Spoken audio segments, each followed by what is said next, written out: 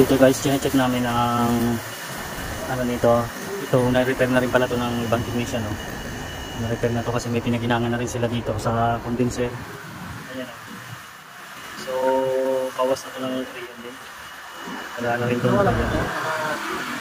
I-double check lang, ano lang namin to.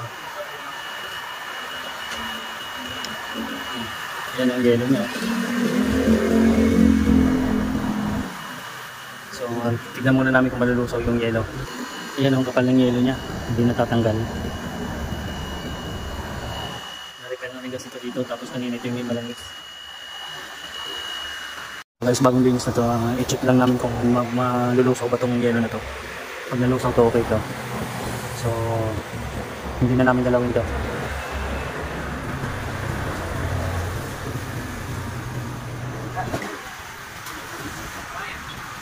Ito guys, kulang talaga ito ng freon. Kaya ano ko na lang kasi may leak talaga ito dito. Naglalangis ito kanina dito eh. Dito panda yun. So yan ko na lang ito. Pressurean ko na lang ito para makita namin langis. Ito guys, nalinis ko na yung freon nito para malagyan ko ng pang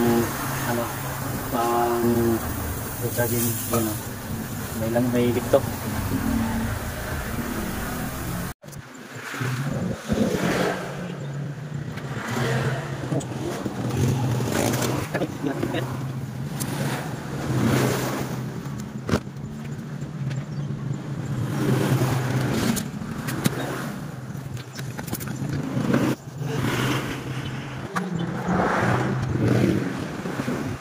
So ayan yung butas, oh.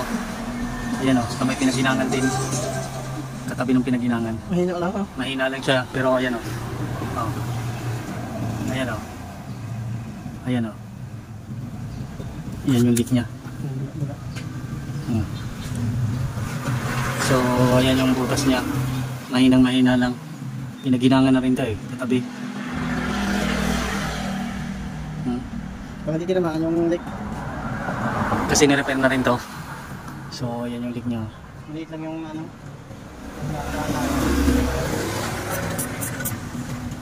Sa ilalim. Yung puting ilaw.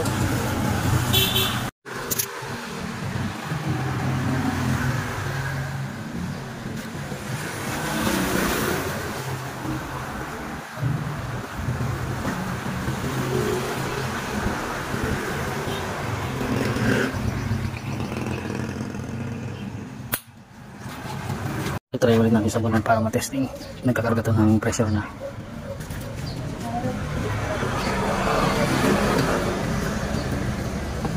So yan, wala na yun guys, oh. Ito yan dito sa ilalim.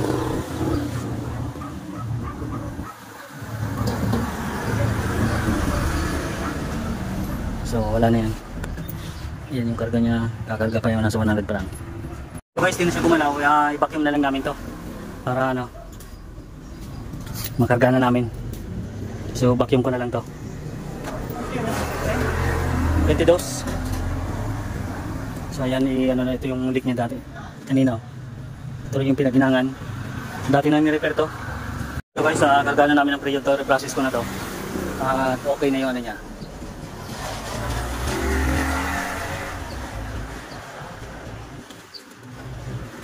Ayan, check lang natin itong pinaginangan. Ayan.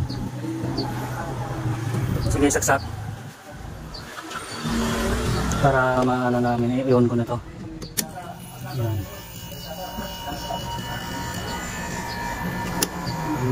Medium cold, i-high cold natin para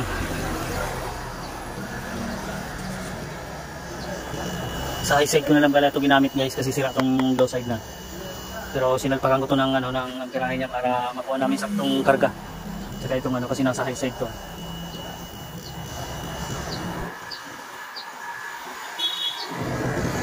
So yan yung ano niya.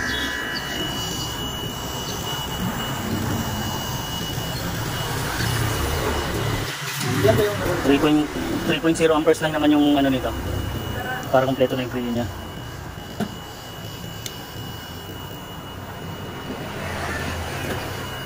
So yan guys, naluto na yung yellow niya. Ayan. Pero nasa ano na to, 60. Ayan o. 60 yung karga. I-stop ko muna yung pagkarga niya.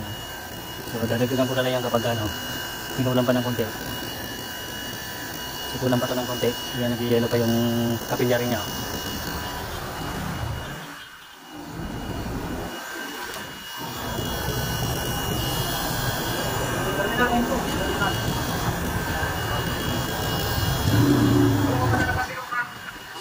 So ayan guys, yan o.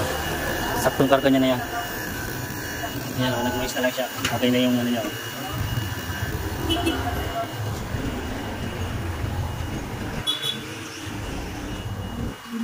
So ayan guys yung karga. Nasa ano yan, 65.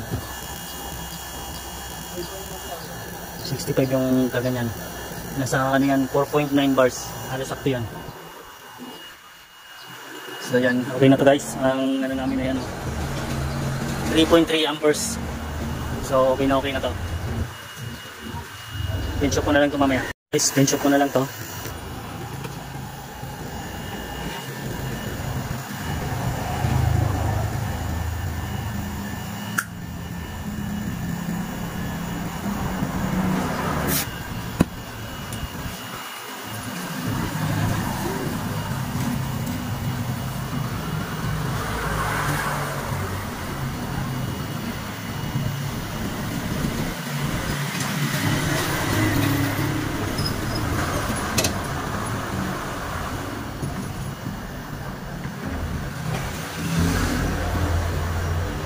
May nagmamahal siyo.